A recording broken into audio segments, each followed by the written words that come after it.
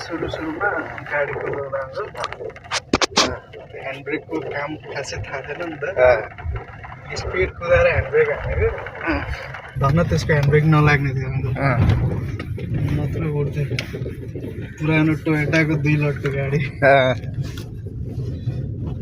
लाजेको होलिडेको घुमघाम होइन।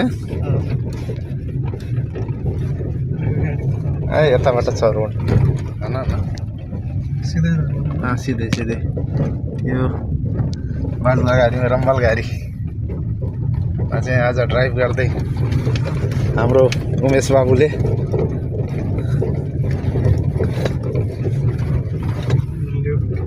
यही नै हो साउदीको रम्बल गाडी। बिस्तारै बिस्तारै बिस्तारै अन्त सिधा छैन नि त अहिले त।